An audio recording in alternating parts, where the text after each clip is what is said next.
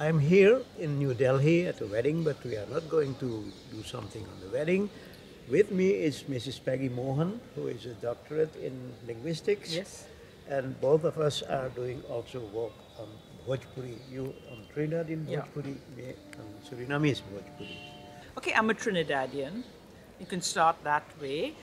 I am somebody who, from the time I was a child, was fascinated by languages, fascinated and terrified, because in our home was spoken Creole and English. My mom was from Montreal, there's French and English.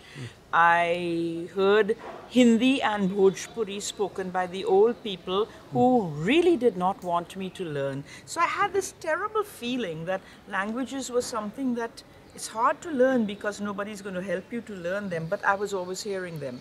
So then I decided at some point that I'm going to keep with this. And by the time I was ready to go to university, I started linguistics as soon as I did my first degree with French and Spanish. And after that, I continued, and then it ended with me doing a doctorate in linguistics, but the subject was Trinidad Bhojpuri. So I wanted to look at how the grammar worked, how the whole language worked, before I could look at what was happening to it, because you have to first describe it. And that was and even when I was an undergraduate, I was interested in changes in the language, which we were beginning to see. But in your Trinidadian situation, could you speak Bhojpuri? Who, me? Yes.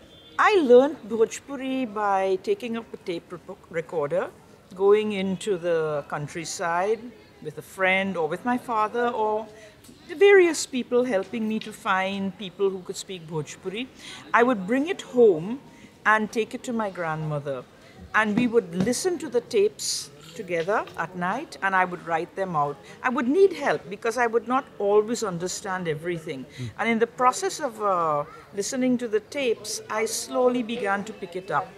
And meanwhile, I was learning Hindi anyway, so there was enough that I could manage to connect. What about you? I believe you've also done a book on Bhojpuri in Suriname. I wrote the grammar of Bhojpuri. Right. So we are alike in this way. But at home we spoke Dutch and Bhojpuri and also Creole, Surinamese Right. Creole, Seramantongo. Right. So Suriname is very different. In fact, Suriname is extremely unusual for any country I can think of because you keep so many languages current together. Normally in Trinidad, choices would be made because I think by the time we went to school, Hindi was introduced initially, and that really terrified Indians because are we doing something wrong? Are we speaking a Creole of Hindi? And Bhojpuri was thought to be maybe bad Hindi. Whereas somehow you missed that in Suriname. You managed to learn Hindi and keep your Bhojpuri current. And both ways work. But still, I'm very much concerned about the future of Bhojpuri in Suriname. We name it Sarnami Bhasha. Okay. Sarnami, because what we see happening not only in Suriname, but also in the Netherlands, where many Hindustanis emigrated to, that Bhojpuri is waning. Beginning to van.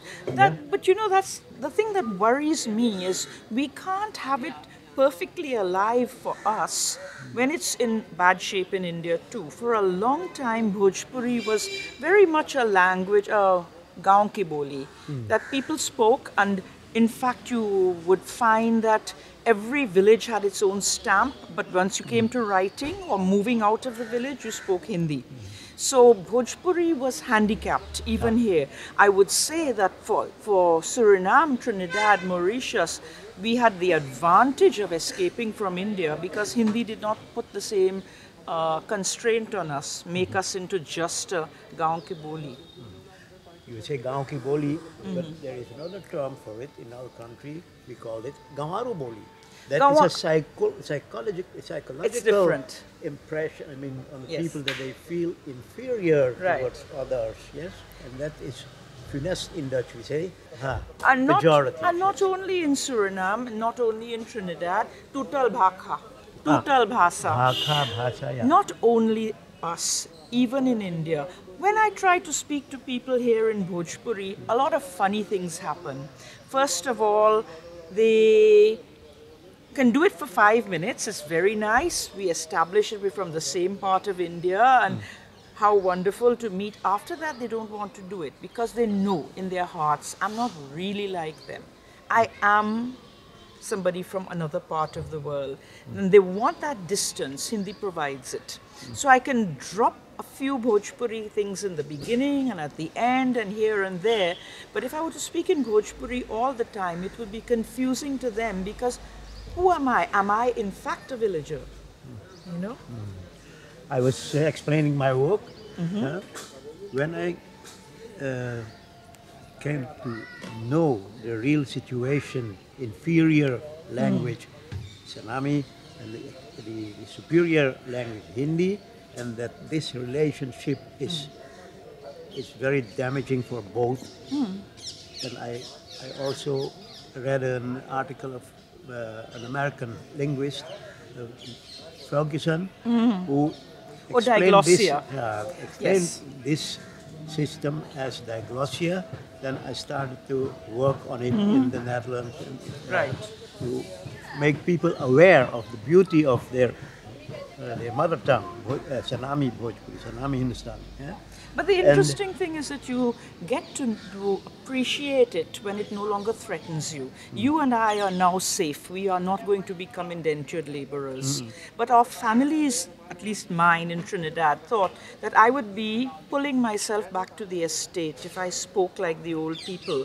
Now they know I won't, but now it's too late. So can anything be done? Can anything be preserved? I think that the only way a language is fully alive is when young children speak it. You have survived that much better in Suriname than we have.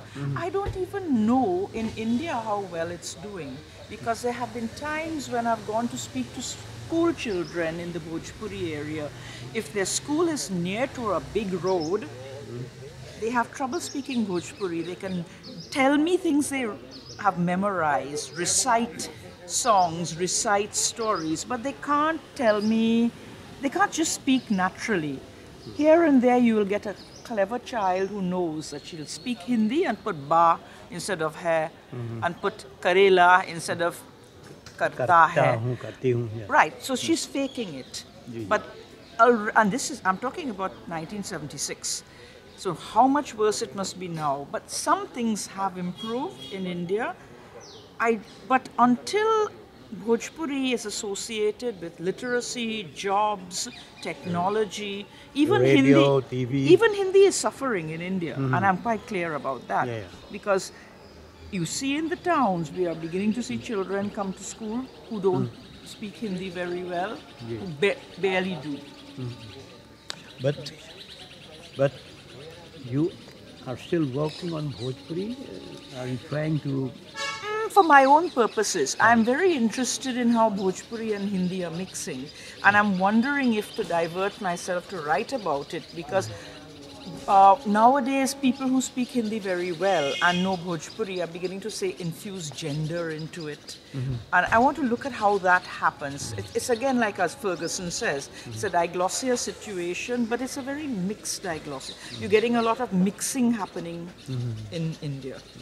And what I am doing in the Netherlands is trying to make people aware that they have a very beautiful heritage which must be kept. Because knowing many languages makes you more intelligent. I don't know if I'm more intelligent from knowing this, because I just take it for granted. But I know about the whole idea. We have a common friend, Visham. And Visham has been trying to preserve a lot of these things. Visham from Trinidad. Yes. We've been having a lot of discussions about what's the best way to go about it. Should we concentrate on preserving, because we have stuff to preserve? Should we concentrate on trying to rejuvenate it to get people to speak it?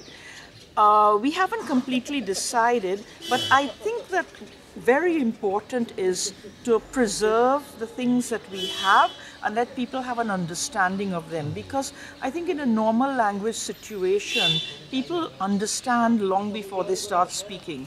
They listen quietly. First. Right. Passive command. Precisely. That's something that's not understood very well in the West. I want to sort of caution against pushing people to start saying hum karila, tu karela, ka kare ke hoi. Well, that of course is that's a fragment by itself. But to start listening, like book when I wrote, I started with the story. I can do it in Bhojpuri a bit. Ego bana rahal, aego banariya, du jana. Ta duna jana baital rahal, ego dar pe. Atare rahal, ego nari.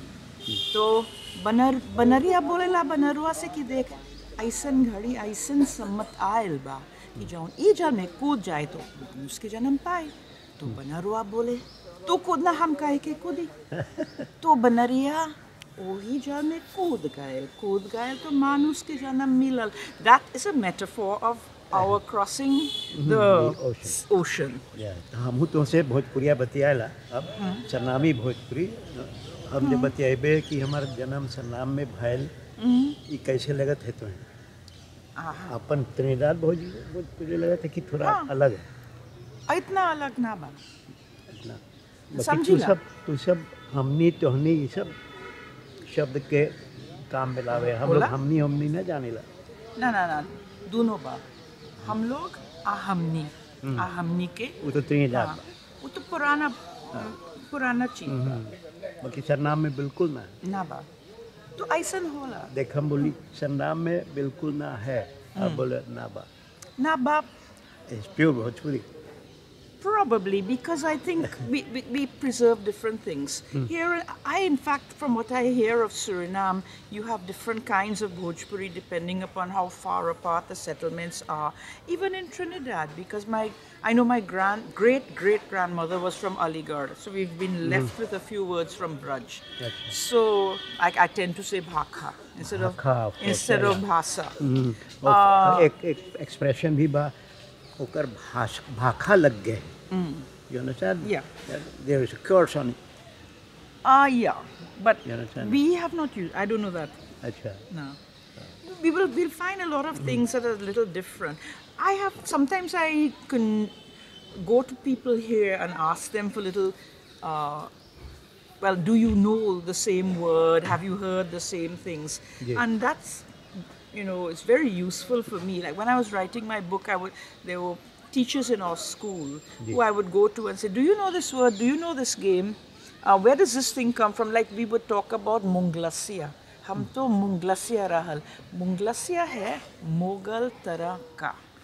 Means the system is a Mughal system जिसमें सिर्फ आदमी migrate करते थे, family रहते थे. So the whole single man, but he wasn't single. He left his family here. So I had to find the roots of what is a Munglasia. हम लोग बोलेला Muglisia. Muglisia. That's a single man. जेकर शादी उदी न भल कोई औरत न रहा साथे शिप में. In fact, it means he may have a wife, but the wife was remain behind in India. In fact, that's the story I use in my own Jahaj in the book I wrote, where the woman goes not knowing that she's leaving her husband behind. She's taking her child with her. So here's a woman, and a lot of the marriages that took place on the boat were people who were already married, so they couldn't have a full marriage. They had what's a sagai, just an engagement on the boat, so that they could travel as a couple. But so Munglasia, a number of these words, I had to check out their roots, and there are people here who know all these things. Talking about our friend Visham from Trinidad, one thing he's doing now is translating my Sarnami Vyakaran into English. That's awesome. No? I mean, it needs to be done because these are all things which are going to help us, and we can compare. Because you might be surprised. There may be places that are in Trinidad sound more like Sarnami, and there may be things you would not understand in Sarnami, which I can explain because they're in Trinidad. In fact, there's an interesting story that Sheila Sahatu told me once. I said to her, your name is familiar. I've heard it before, Sahatu. He says, let me tell you a story. With good Surinamese accent. Apparently, there were two Sahatu brothers, and one went on the boat to Trinidad, and his other brother was left behind. And he left, he spent his whole life wondering what had happened to his brother. The other brother went on the next boat, which was to Suriname. He knew where his brother was, and eventually the descendants met up. So it was Yeah, an very interesting story. I I mean- included it in my novel. I know an identical story of the Barros family in Suriname. Barros, Waldi Barros is a doctor. He went to Mauritius and their children were looking into the telephone directory whether there are Barroses there. And there was a long row of Barros, Barros, Barros. Then they saw one was a doctor.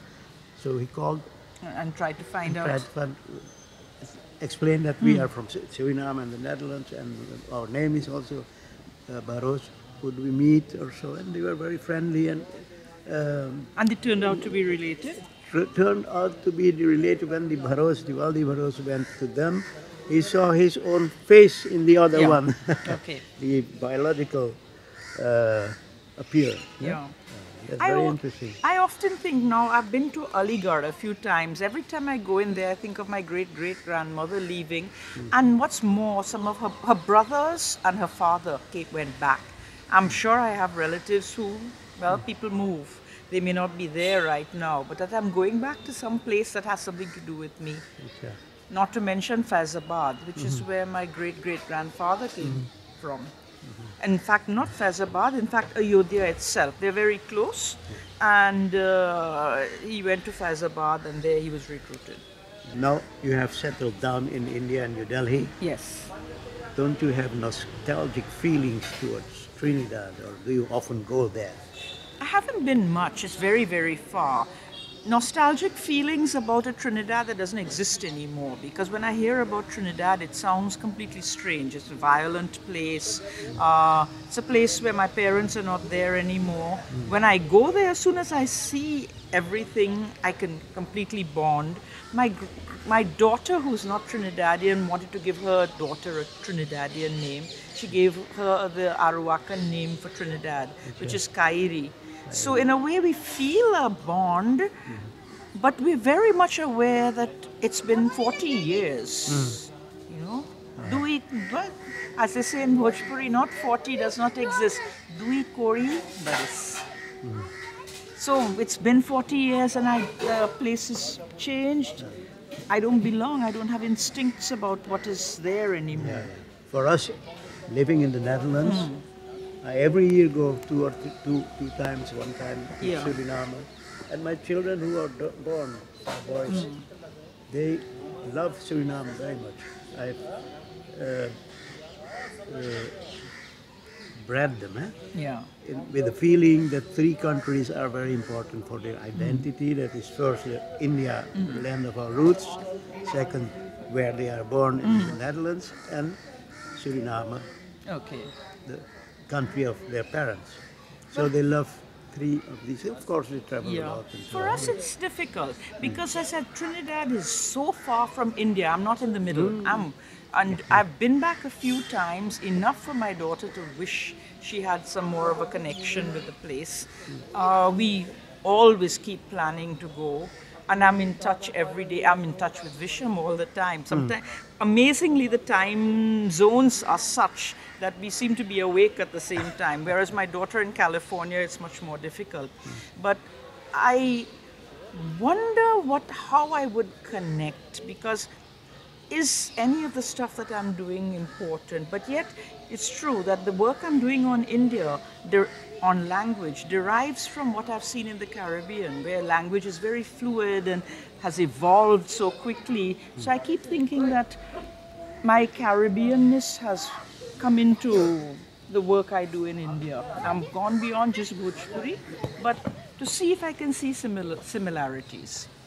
Can you tell me something about the official position of Bhojpuri? I heard many years ago that Indian government gave recognition to Bhojpuri as one of the national languages. I thought so too, but then whenever I said that we were now on the 8th schedule, and a large number of things did happen at that time, for example, people started bringing out magazines and newspapers in Bhojpuri. And Bhojpuri Sansad and That of Bhojpuri course, the Andolan. Sansad doesn't do much, but the magazines do a lot, pop culture, Bhojpuri films, and you also got a lot of politicians campaigning. I would be called, say for example, to rallies to speak along with somebody like Lalu Prasad Yadav. And here's what interesting thing happened then.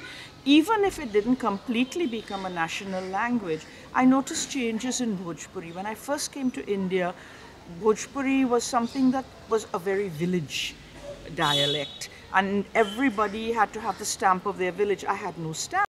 Very wide-ranging lingua franca type Bhojpuri. But then when I try to speak it now, I find more people sound quite a lot like me. They have effaced a lot of the localisms and the village touch, and it's become a much more all-encompassing language. I have not changed, but clearly Indian Bhojpuri has moved in the direction that Caribbean and Bhojpuri has. We don't have to look to India. I think now they have to look to us. To us, yeah. And they even do Yeah. with some songs and so on.